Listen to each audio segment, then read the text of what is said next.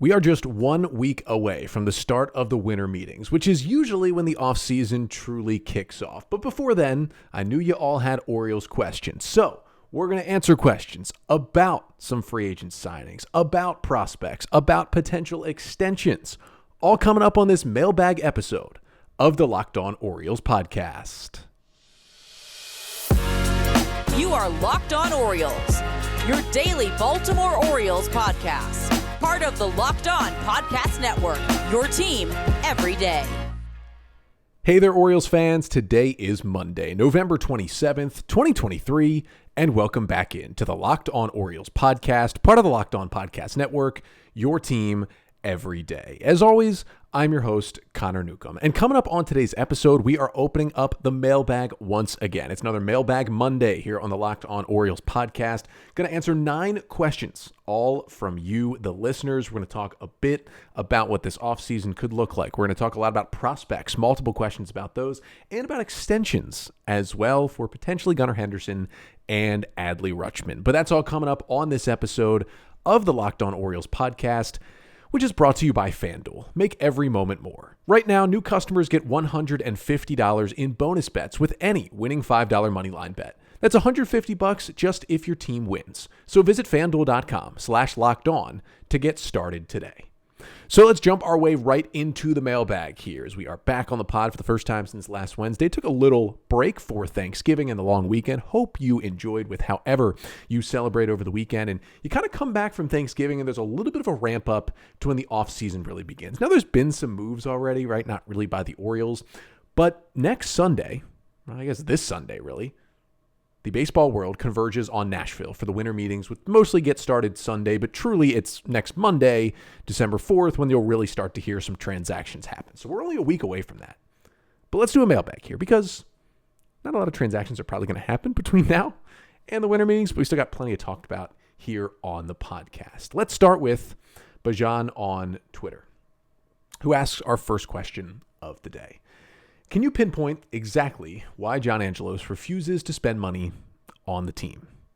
This is probably 30 minutes. I could go on about this, and I've done it before on this podcast, and I probably will do it again. But the short answer is he is a cheap billionaire who inherited this money by doing nothing because his dad, Peter Angelos, made all this money for the family, handed it down along with the team to John. He kind of forcefully took it away somewhat from his brother, Louis.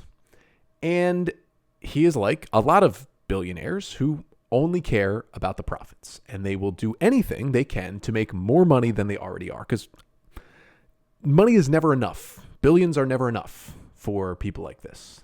And so because of that, and because of how revenue sharing works in Major League Baseball, and we've talked about it on the podcast before, but essentially with revenue sharing, if you are a team in quote unquote a lower market size in baseball, doesn't matter about your winning or losing, you are guaranteed money via revenue sharing every year. And when there's more and more in TV deals and there's always money coming in, winning helps you make more money, no question about it. But you still make a lot of money as an owner with a losing baseball team. And that's the thing here. If you don't spend a lot on free agents and on your own players, you can still be good. The Orioles just won 101 games, won the AL East with the 29th payroll, second lowest payroll in baseball this year. So you can still be good like this. Can you win a World Series like this? You can't, but you can be a good baseball team that sells out games and has all the success and goes to the postseason. But the way that John Angelos would look at it is, well, we can be good because I brought in Mike Elias and Sig Mejdal and Eve Rosenbaum to help with this. We can be good without spending. So why would I spend? And on the flip side, it's I know I'm going to make money, even if he tries to lie to you and say he's not. All MLB owners are making money. He could make money even if this falls apart and the spending hurts them and it turns into losses on the field and they go back to being a losing baseball team. Because remember, 2018 through 2021, when they were a losing team, Angelos was still making a lot of money. And guess what?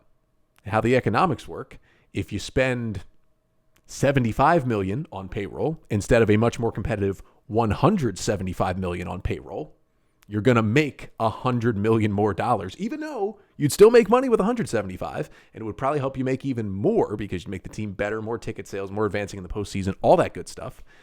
That's $100 million you save, and you know you're making money either way. So it's just a greedy billionaire. That's the gist of it. Second question comes from Gerard on Twitter, who asks, speaking of money, if money is the same, if the contract value, the years, the average annual value is exactly the same, why would a free agent sign with the Baltimore Orioles? Now, this is something that actually legitimately happened last offseason. Kyle Gibson, when he signed with the Orioles on a 1-year, $10 million deal, revealed that he had the exact same offer from another team, and I believe it came out that it was the Toronto Blue Jays, had also offered Gibson exactly 1 year and $10 million. And if you think about it, the Blue Jays were coming off a better year. They had gone to the postseason in 2022. Their team was a little further along, more put together, was seen as a slam dunk playoff team in 2023. The Orioles, although they were coming off a good year, still were only 83 and 79 and still had a lot of questions. So if you wanted to go to the playoffs and win games, the Blue Jays were the better option. Same year, same amount of money. Now it's a little different, moving to a different country, potentially living in Toronto, living in Canada instead of living in the U.S. I get that. But that's a better team up there. Now, some of it for Gibson was there was a clearer path to a locked down rotation spot in Baltimore than there was in Toronto. Back then, we had no idea that Alek Manoah, who was maybe the Blue Jays' best starter for the past couple of years, would completely fall apart and essentially be a non-factor. Like, we didn't know that. So, yes, the Blue Jays could have used Kyle Gibson, but back last offseason, it wasn't exactly looking that way. They eventually went and got Chris Bassett. They had Yusei Kikuchi, who was improving and pitching much better. Kevin Gausman was obviously an ace for that staff. Jose Barrios. Like, they had their options. But I think one of the reasons was Gibson saw, hey, they're going to let me make 30-plus starts if I go to Baltimore, and that's exactly what happened. But he also did talk about the fact that he liked the direction of the team. He liked the young talent that they had. He liked that they were clearly on the upswing from 2022. And that's kind of my answer to this question, right? You have a young team on the up and up. Went from 52 wins to 83 wins to 101 wins and a division title in maybe the toughest division in baseball in 3 years, right there. You got all these guys, right, still on their rookie deals. They're locked up for multiple years after this. The core of this team is going to be together for a little while, even if, Angelos doesn't extend any of them. They got a few years all together, and they already look poised to be a championship contender. They were that, at least this year in the regular season. So you can win a ring. You can be on a team that, hey, if I sign for 2 years, I know that after 1 year, it won't all fall apart. They're going to be competing for multiple years as well. And I know every single year I'm here, if I sign a multi-year deal, we're going to be a competitive ball club. They've got a very loose clubhouse that we've seen, and a lot of guys have fit well into that clubhouse. And also for pitchers, I'm not saying it's a huge thing, and I don't really think it's a huge factor, the big wall in left field. Like, if you pay them the money, you pay them the money. But if you're saying, they're comparing the exact same deals from two different teams, if you're a pitcher facing a lot of right-handed power hitters, that wall in left field helps you out at Camden Yards. It helps to lower your ERA, keeps the home runs down, makes you look better for potentially that next payday when you do hit free agency again. So all of those things factor in to why someone would want to come play in Baltimore if they got the same deal somewhere else. And again, Kyle Gibson just did it, and I'm sure people will do it in the future as well. Third question of the day comes from Mateo on Twitter, who asks, over/under one pitcher signed in free agency by the Orioles this offseason. Now, if the question had asked starting pitcher, this would have been really tough. But because it's just pitcher, I'm going to hammer the over on one. Because I do think, at the very least in free agency, the Orioles will sign at least one starting pitcher and one relief pitcher. That's two pitchers right there. I would argue that a good offseason for the Orioles would be signing a starting pitcher, trading for a starting pitcher, and then signing two relief pitchers as well. That would be my goal offseason for the Orioles. So if they could get to 4 pitchers, you blow the one out of the water. Now, if the one's just looking at starting pitching, I still think it's just going to be one. So I would think the one over/under would push right there, meaning they just signed that one starting pitcher. But if you're saying pitchers in general, it should certainly go as more than just one for this offseason. But we got 6 more questions to get to on a mailbag episode, including 3 more coming up after the break. We're going to talk prospects in our next segment. 3 prospect-related questions, including who is untouchable, who won't debut as an Oriole, and who are some guys who could change positions to get more time at the big league level. But first, this episode of the Locked On Orioles podcast is brought to you by FanDuel. Now, the NFL season, it is here, and not that it's winding down, but we are getting into the time where playoff pushes are made, and you can score early this NFL season with FanDuel, America's #1 sportsbook. Right now, new customers get $150 in bonus bets with any winning $5 moneyline bet. That's $150 just if your team wins. So if you've been thinking about joining FanDuel, there is no better time to get in on the action. The app is so easy to use. There's a wide range of betting options, including spreads, player props, over-unders, and more. So visit FanDuel.com/lockedon and kick off the NFL season with FanDuel, official partner of the NFL. So we're back here on a Mailbag Monday episode of the Locked On Orioles podcast, answering your Orioles questions. Again, if you sent in a mailbag question and it was not answered on this mailbag, don't worry. We're doing a mailbag every single week of the offseason here on the pod, so I've got a continuous list of those mailbag questions. You can email them right to me. LockedOnOrioles@gmail.com is the email address to get in the mailbag questions. Also, send in your general thoughts on the Orioles, anything about the podcast, any feedback you have, let me know. LockedOnOrioles@gmail.com. As I mentioned, not super on Twitter right now. Did jump on Saturday to just get some of these mailbag questions and then got right back off. So again, you can tweet at us at LockedOnOrioles on Twitter, but a better way is through the email or right here in the YouTube comments. And make sure to like, comment, and subscribe to the Locked On Orioles YouTube page. But let's get to our fourth question of the day. It comes from CJK on Twitter, who asks, which prospects for the Orioles are completely untouchable in a trade? This is something that, we go through kind of every year since the O's have been at least a good team, right? Trying to figure out who they would absolutely not trade. And there were guys like Adley Rutschman and Gunnar Henderson and Grayson Rodriguez and even DL Hall and others who have been on that list at times. I would argue right now, with the Orioles just winning the division, winning 101 games, and then looking like they did in the playoffs, swept out of there by the Rangers, not having the starting pitching they needed, knowing they need to go get an ace. That is the thing that's going to put this team over the top. I would argue, and you can have a different list. Now, put in the YouTube comments section of today's episode, give me your list of untouchable Orioles prospects, guys that you would not trade basically no matter what. I would say there's only one guy, and it's Jackson Holliday. Jackson Holliday, for me, is the number one prospect in baseball. I think he's going to be a star. I think most people think he's going to be a star. He's going to help this Orioles lineup for years to come, and he's going to be in the big leagues with the O's at some point in 2024. I don't think there's anything out there that's worth dealing him for. Behind Jackson Holliday, though, I would put anything on the table for the right player, for the right ace pitcher, for a guy with a lot of years of control, a major leaguer who's proven, who is going to help your team. Yes, all these prospects, they are very exciting, right? They have a lot of talent. We're going to get to some of these guys later talking about them, but proven big league talent is always better than a prospect, no matter what. There's some guys who are just special. Adley, Gunnar, looks like Jackson Holliday is going to be another one of those guys, right? You want to hold on to them because they're so special. You know how good they're going to be. But when you're ready to win right now, and if you have guys in your system who are not going to help you right now, or even they're going to somewhat help you right now, but aren't going to fully help you be everyday players until later, trade them for guys who are going to help you right now. That is okay to do. Remember, there's only 26 roster spots, and they're not all going to be filled by homegrown players. You got to trade some of these guys, or you just completely waste their value, and you still have to get the right trades. I talk about this again and again. I feel like I'm just beating this drum over and over again.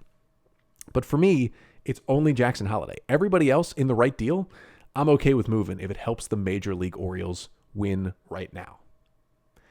Fifth question of the day comes from Paul on Twitter, who asks, which current prospect is least likely to make his Major League debut with the Orioles? Now, this is a little bit of a different question than one I get a lot, which is which prospect is most likely to be traded this offseason? I still say that Joey Ortiz is the most likely prospect to be traded, but of course he would not be the answer to this question because Ortiz debuted with the Orioles this season. He has already made his big league debut, but didn't play enough in the bigs to lose his prospect eligibility, so he is still a prospect, and of course, did spend most of the year still in AAA Norfolk.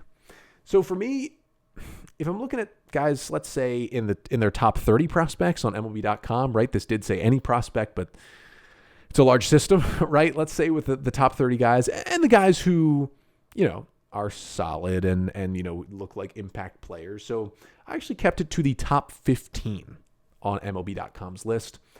I'm going to say Mac Horvath, and then I'll also put Max Wagner as the two guys. I believe they're number 12 and 14 on the Orioles prospect list right now. Horvath, kind of a utility player who was drafted out of UNC in the second round in 2023. And then Max Wagner was a second-round pick, third baseman out of Clemson in 2022. Both of these guys, great hitters in the ACC, great college players, right? Like continuing to get better and better. Max Wagner was a little bit of a late riser out of a cold weather state, went down to the South, played good baseball, won ACC Player of the Year, gets drafted by the Orioles. Horvath was amazing this season at UMC, gets drafted by the Orioles. Now, Horvath is pretty versatile. He played the outfield and the infield. Wagner can maybe do that, but I think he's more of an infielder, third base, first base type. These are two guys to me who are, bats who are really good, right-handed bats. Like they got a lot of potential, but I just see all the guys already in the big leagues and the guys ahead of them on prospects list that are also in AA and AAA and closer to the bigs. And I just look around and I say, I don't know where Horvath or Wagner are going to play once they're ready for the big league. So even though I think they're really talented, I'm a bigger Horvath guy than a Wagner guy, but I think they're both going to be big leaguers.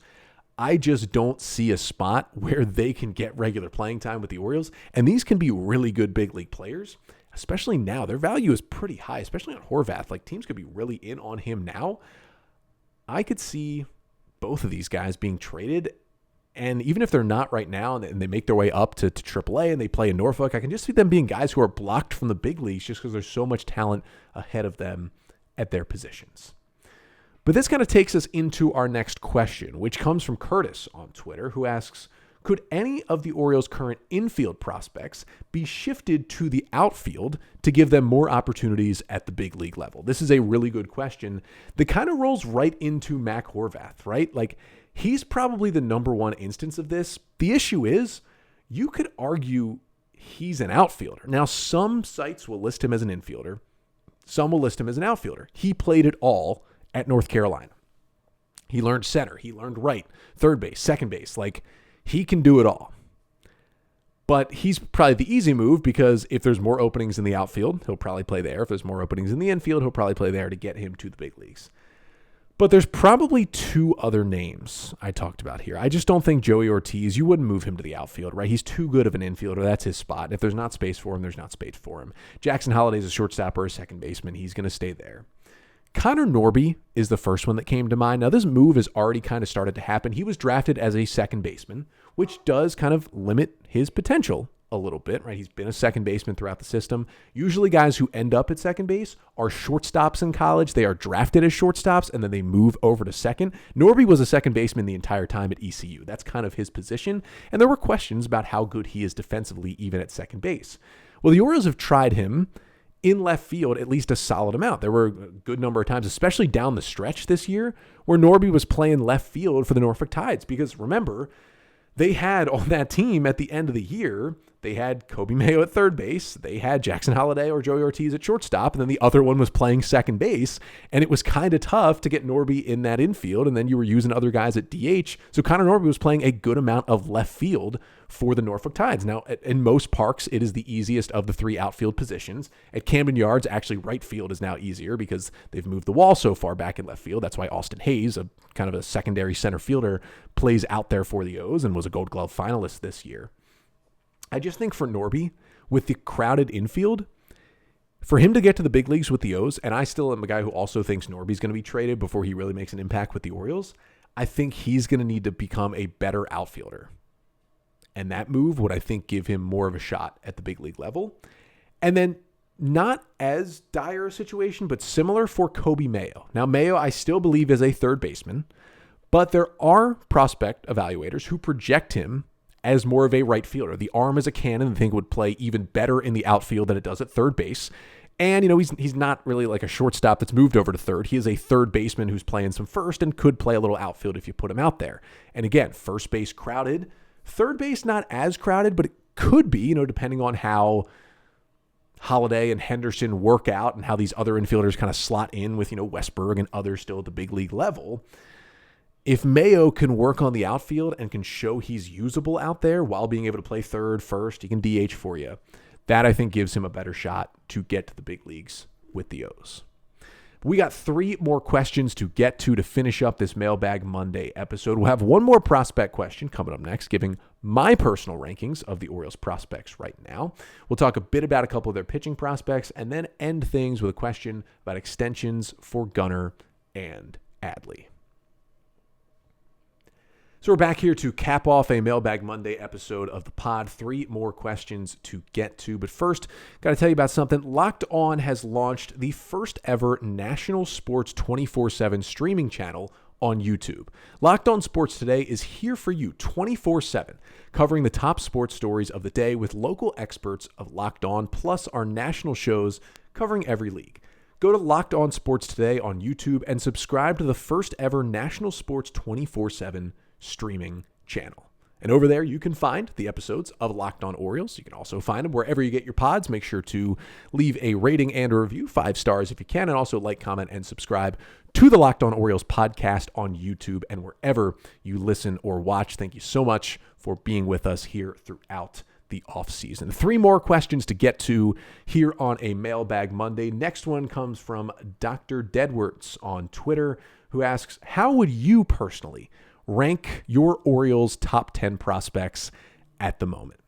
Now, for me, it's a little different because when I think of prospects in my head, I actually generally will only rank guys if they haven't been in the big leagues at all, right? So there's guys like Joey Ortiz and Colton Cowser and Heston Kjerstad who are on prospect lists still, but they've been in the big leagues. I don't necessarily put those two things together, but for the sake of the argument, I'll do guys who are still prospect eligible, and I'll give you my top 10 from 10 to 1. Number 10 is Cade Povich, left-handed pitcher, came over in the Jorge Lopez trade. Really like his stuff from the left side. I'm just a little concerned about the walks. They were really high in AAA this year. We'll get to that in a bit, but I think he could start a game at some point for the Orioles this season. Number 9 is Joey Ortiz. I saw him play as a freshman in college, called his games in the summer for the Baltimore Dodgers. The defense is immaculate. He can play short, second, and third. The bat's been good in AAA. The swing looks a little concerning in the big leagues. Again, very small sample size. I'm still not 100% sold. We will see. I think he's going to be traded at some point this offseason. Number 8 is Dylan Beavers. Speaking of a swing, it was kind of funky when the Orioles drafted him out of Cal in 2022, but I am still really in on Dylan Beavers. He struggled early, but he's still going through kind of a swing change, got hot late in the year. I think he's going to put up numbers in AA Bowie this year and get to AAA and show that he is truly a top 10 prospect in the system, and is also really good defensively as well. Number 7, I really like the pick. Enrique Bradfield Jr., the Orioles' first-round pick from 2023, the outfielder out of Vanderbilt, who, there were some questions asked about that Enrique Bradfield pick. Elite defender, crazy speed, elite runner. The bat's been there average-wise, but walks were a little down this year and hasn't really hit for power at all. Kind of feels like a slap hitter when you watch him. But I think Bradfield brings a different dimension that some Orioles prospects just don't bring, He can still get on base, and I think he'll do a better job of that. He puts the ball in play. He does not strike out at all. Plays elite defense, steals you a bunch of bases, and I think he can get to at least a point where he's hitting 10, 12, 14 home runs in the big leagues and can become your everyday center fielder. I am so intrigued by Enrique Bradfield. Number 6 is Chase McDermott. He's my top pitching prospect currently in the Orioles system. He could be a reliever, but I still think he's got a chance to be a really good starter. The stuff is nasty from the right side. He was really good in AAA. We'll talk about him a little bit more coming up next. Number 5 is Colton Cowser. I tried not to let, a small sample size of 77 plate appearances in the big leagues bring him down my list, but it did a little bit. He just looked a little bit overmatched, but the batter's eye is still there. I'm a little concerned about his ability to play center field, which kind of knocks him down. He's more of a left fielder, right fielder for me right now, but the bat's still there. I think he's going to come into his own, figure it out again this year, and be an impact player at the big league level. Number 4 is Kobe Mayo. Yes, there's questions about his defense or where he will play. We've talked about that, but for me, that power from the right side, the wall being moved back and moved up, does not impact what kind of power Kobe Mayo has from the right-handed batter's box. If he gets to the bigs with the Orioles, it is going to be special to see the home runs that he's going to hit. Number 3, speaking of special home runs that could be hit, is Samuel Basallo, 19-year-old catching prospect who somehow ended the year, final week of the season, in AA Bowie. That's where he's going to start the season as their number 1 catcher. I think most likely he'll spend most of the year in Bowie, but there's a chance he sneaks his way onto the Norfolk roster before age 20 here this season. It's just a fantastic swing from the left side, incredible power. He's a great hitter. He's got a good batter's eye. He's working on the strikeouts. And the defense, it's not like an elite defensive catcher, but he doesn't have to be. When he gets to the bigs, if he can catch 2 days a week and be the number 2 catcher behind Adley Rutschman and also DH and play some first base, that is a legitimate player to have on your team. Would make a huge difference. He could be a really, really good player. Number 2 for me is Heston Kjerstad. Some of this is because his small sample size of the big leagues this year far outplayed Colton Cowser, and that is why Kjerstad, despite not appearing in a game, was put on the Orioles postseason roster in the ALDS. Love the swing from the left side, love the power. Question still about, can he play defense in the outfield? He's certainly not a center fielder, but can he play even the corners? Orioles barely put him out there. Now, they didn't really have a reason to. They had plenty more options, but basically didn't put him out there at all after they called him up in September. He'll certainly play the outfield in the bigs in 2024, but then we're going to get a really good look at what he can do out there. If he can hold his own, I should say, I could be a special player from the left side of the plate. And what a story for him to get back. And then, of course, number one on my list, on everyone's list in all of baseball, is Jackson Holliday. Dude's a stud. Going to be here this year. Going to be fun to watch. Next question comes from Mako on Twitter, who asks, right now, who are you more excited about in terms of Orioles pitching prospects? Chase McDermott or Cade Povich? Well, as I just shared, they are my top two pitching prospects in the O system, and I think most people agree with that assessment. Had McDermott at number 6 and Povich at number 10. So that's kind of the first part of the question. I am more excited about McDermott than I am about Povich, but I'll tell you why. So kind of the gist on two of these guys. Chase McDermott, 25-year-old right-handed pitcher, came over in the Trey Mancini trade in 2022. In AAA this year, started the year in AA, moved up to AAA Norfolk. In Norfolk, 51 innings, 2.49 ERA, mostly as a starter. 31% strikeout rate is elite. 12% walk rate, you'd like to get that down. But the fastball has good velocity. The slider is awesome. And that changeup that the Orioles have even helped him improve more, because the O's pitching development has been great, giving guys changeups and making existing changeups even better. That thing looks nasty. That is the pitch when I have watched him that I've been most impressed with. His floor, I think, is a really good reliever in the big leagues, and I still think the ceiling could be like a lights-out starting pitcher. I am very excited about Chase McDermott. I'm not quite ready to go full Kyle Bradish on him. Remember, like, Kyle Bradish was my guy. I kept like beating the drum like he is going to be this good. We saw what he did this year. Came in 5th in Cy Young voting. I'm not quite to that level with McDermott yet. Need to see a little bit more of him in 2024, but when I do, I could see myself replacing Bradish with McDermott, saying this is going to be the guy. For Cade Povich, 23-year-old lefty, right? He's a lefty, he's a little younger. 45 innings in AAA this year after starting the year in AA, so a similar sample size as a starter. 5.36 ERA, 27% strikeout rate is still good, but a 15% walk rate. 12% walk rate from McDermott is not good, but a 15% walk rate in AAA for a starter, that is concerning for Cade Povich. He's going to need to get that walk rate down before I can even think about having him pitch in the big leagues for the Orioles in 2024. He's got good stuff. I like, the pitch mix he has. And I think he could be a good left-handed starter, but we got to work on the walks there first, Cade. Once he can do that, former guest of the Locked On Orioles podcast as well, Cade Povich. Once those walks come down, he can start moving up my list as well. But that's kind of the discrepancy between the two of them. Neither of them have like pinpoint command, right? And both of them have, questions that could turn them into relievers. But the walks, I think, are a much bigger problem for Povich than they are for McDermott. And the final question of the day comes from Tori on Twitter, who asks, how likely are the Orioles to ever extend Gunnar Henderson and or Adley Rutschman before they hit free agency? Good question from Tori, because a lot of the questions we get are, what are the chances the Orioles extend Gunnar and Adley this offseason? And I say, there's a chance, but I don't see John Angelos doing it. But I think it's a bigger philosophical question of, will they ever extend these guys, or will the two of them just play out their time with the Orioles, hit free agency and leave, or even worse, once they get really expensive with a year or two left, the Orioles actually trade them away before they even become free agents? Well, Gunnar Henderson will be a free agent after 2028. So he's got 5 years of control left, and he hits arbitration after 2025. So 2 pre-arb years left as well for Gunnar Henderson.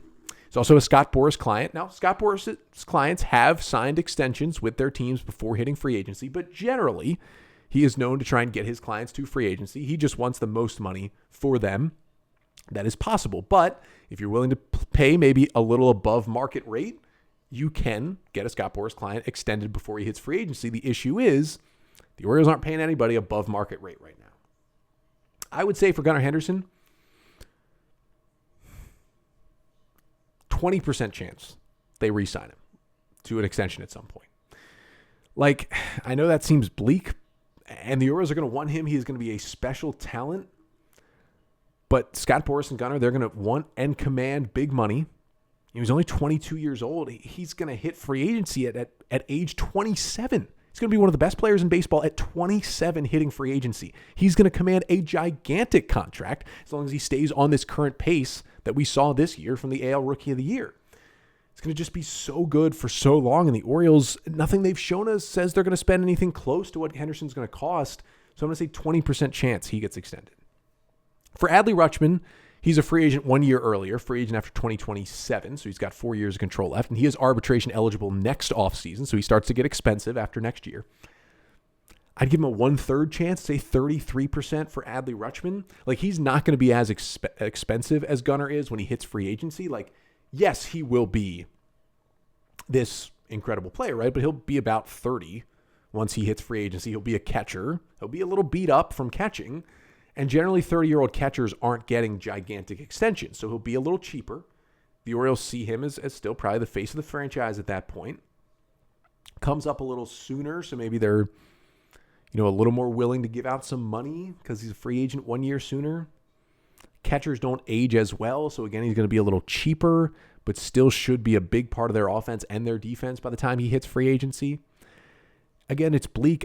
I don't see a great chance of either of these guys being extended. I'd say Adley better than Gunnar right now, at least chances to get an extension, but John Angelos is going to have to show me something different before I believe that he's going to extend any of these guys.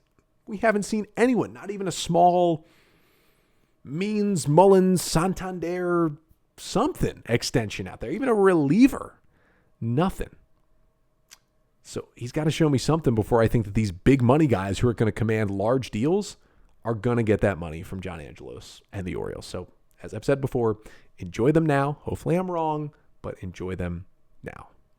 But that'll do it for today's Mailbag episode. Thank you all so much for sending in your questions. We will be back tomorrow on the pod all 5 days this week with a new episode of the Locked On Orioles podcast. Later in the week, we'll be having a little Locked On Orioles book club. We'll be talking to the author of the book, The Fireballer. That's Mark Stevens, who wrote a fiction novel, which is a baseball book that surrounds a player throwing 110 miles per hour for the Baltimore Orioles. It's a fun chat we got coming up later this week about his baseball fandom, the Orioles, and his book. We will continue our player season review series as well and get you any news and notes, rumors about the O's as we get closer and closer to the winter meetings and hopefully the hot stove heating up. But I'll be back tomorrow with a new pod. Until then, I'm Connor Newcomb, and this has been the Locked On Orioles podcast, part of the Locked On Podcast Network. Your team every day.